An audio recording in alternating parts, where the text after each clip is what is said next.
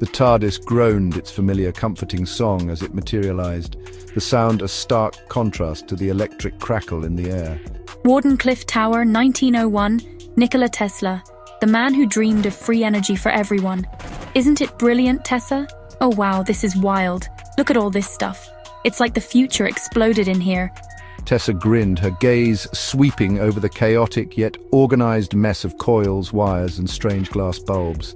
It was a place where the future was being hammered into shape, one bold idea at a time. The air hummed, not just with electricity, but with the pure, unadulterated thrill of discovery. It was exactly the kind of adventure she loved most. They found Nikola Tesla hunched over a workbench, muttering to a pigeon perched on a nearby transformer. He was a man of intense focus, his mind clearly racing miles ahead of the present moment. The resonance? It must be perfect. A symphony of frequencies.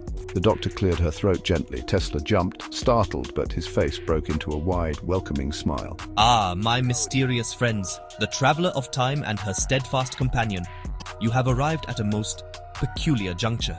He gestured vaguely towards the corner of the room, a hint of unease clouding his otherwise enthusiastic expression. Following his gaze, they saw him, or her, or it. A figure lounged in an armchair, seemingly woven from starlight and shadow. They possessed an impossible grace, their form shifting subtly at the edges of perception. You must be Nyx. The doctor's voice dropped the usual bouncy cheerfulness for something more cautious, more measured. I am. And you, Doctor, are even more fascinating than the stories suggest. So much noise, so much light. Tessa felt a shiver run down her spine that had nothing to do with the cool New York air. There was a power emanating from Nyx that was unlike anything she had ever felt before. It wasn't aggressive like a Dalek or brutish like a Sontaran. It was something far more insidious, like a beautiful song with lyrics that could break your heart. Nyx's attention turned to her, and for a moment, Tessa felt completely seen, as if every secret she had ever kept was laid bare. And you, Tessa, you carry such a universe of feeling within you, so much hope, so much yearning. The words hung in the air, charged and dangerous. Nyx's game began subtly, a series of seemingly innocent questions and observations. They spoke of the stars, of forgotten cosmic histories, but their words were always aimed like precision darts. Tell me, Tessa, why do you travel with the Doctor? Is it for the thrill of the unknown? Or is it because you are running from something you cannot bear to face back home? Tessa opened her mouth to give her standard, cheerful answer about seeing the universe, but the words caught in her throat. Nyx's question had bypassed the easy reply and struck something deeper, something she rarely acknowledged even to herself. Leave her out of this, Nyx. Your issue is with me. Oh, but she is part of this. Every companion is. They are the mirrors in which you see yourself, Doctor. The hearts you borrow to feel a flicker of what you've lost. The being's smile widened as they turned their attention back to Tessa. He left you, didn't he? The boy with the sad eyes. He promised you a simple life, a cottage, a garden, and you chose this box and its madwoman instead.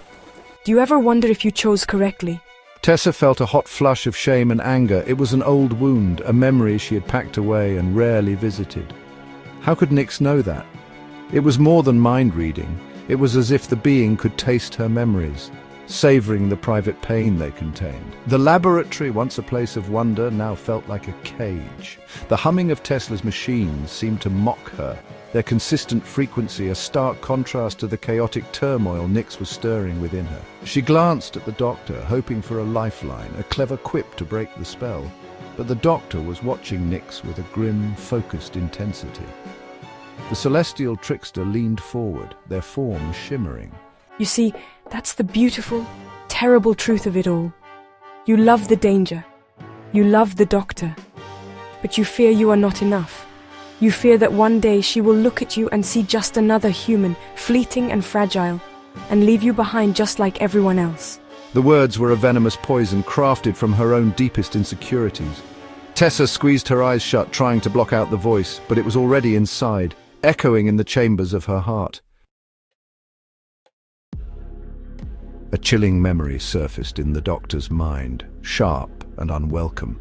It was the Toymaker, his laughter echoing across the void, his final cryptic warning before being banished. He'd spoken of his legions, of powerful beings that existed beyond the pale of good and evil. He had mentioned one by name, a being of profound and terrifying power who played with the very fabric of reality, not for conquest but for sport. Beware the one who unbinds the heart. Beware Nyx. At the time, it had seemed like just another boast, another name in a long list of cosmic threats. Now it felt like a prophecy unfolding. The Doctor understood now. Nyx was not a conqueror in the traditional sense. They didn't want planets or power. They wanted to unravel the connections that held everything together. They fed on the emotional chaos, the broken trust, the secret fears that bind people as much as love does. This was a battle that couldn't be won with a sonic screwdriver or a clever reversal of polarity. It was a fight for the integrity of their very souls. The toy maker, for all his malevolent games, operated on a set of rules. Nyx seemed to be the embodiment of pure, unfiltered entropy, a being who simply wanted to watch things fall apart. She saw the distress on Tessa's face, the way her friend was struggling against the invisible assault. This was Nyx's method isolate, probe and fracture.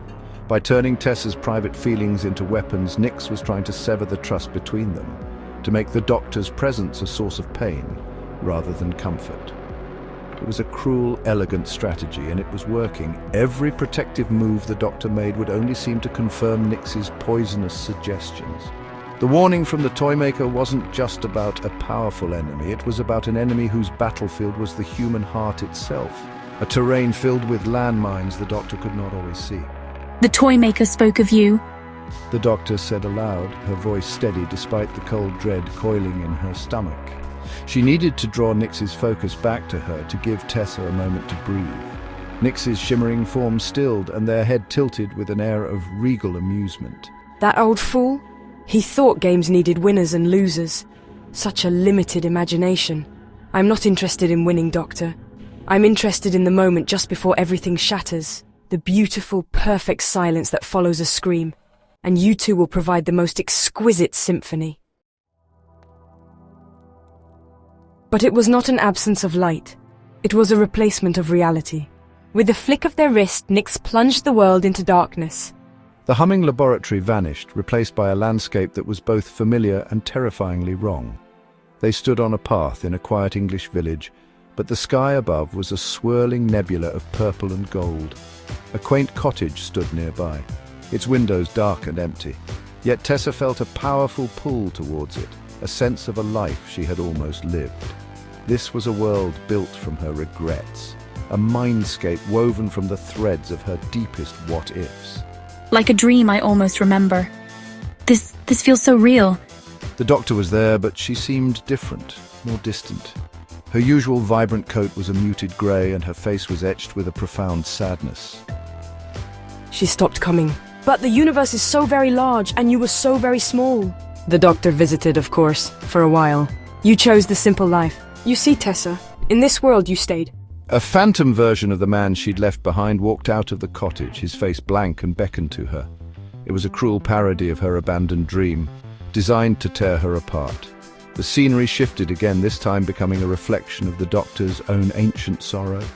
They were on the plains of Gallifrey, but the twin suns were dark and the silver trees were brittle and dead. Ash rained down from the sky. This was the Doctor's private hell, the memory of loss she carried every single day. But you couldn't even save your own. You run, but you are always standing still, right here, in the ruins of your own failure. All the companions you bring along for the ride. And you, Doctor, all the people you try to save. Tessa watched as the Doctor flinched, a rare crack in her invincible armor. Seeing the Doctor's pain, Tessa felt a surge of defiance. Nyx's goal was to make them feel alone, to drown them in their individual miseries. But seeing her friend's vulnerability didn't push her away. It did the opposite. It reminded her of why she was here. She wasn't a liability or a temporary amusement. She was the Doctor's friend. You're wrong. We're not alone. We have each other. That's what you'll never understand. The landscape flickered, as if her words had struck a crack in its foundations. The Doctor turned, her eyes blazing with a fire that seemed to push back the encroaching despair of the mindscape. She looked at Tessa, not as a fragile human, but as her brilliant, brave friend. The sorrow on her face was replaced by a fierce, unyielding protectiveness. Tessa is not my mirror, she is my friend. Her strength is her own, her heart is her own, and you are not welcome in it. The ashen sky roiled and the ghostly figures of Time Lords wavered, their power diminished by the Doctor's simple, powerful truth. Such sentimentality, such a fragile defense. Friendship is a bond of convenience. It will break. But the Doctor was already moving, closing the distance between herself and Tessa. She placed a hand on Tessa's shoulder, a simple gesture that was a profound act of defiance in this world built of isolation. You think you understand connection? You think you can unravel us by showing us our fears? Our fears don't define us. They're just baggage. And we all have it. The important thing is that we don't have to carry it alone. The Doctor's words were a shield.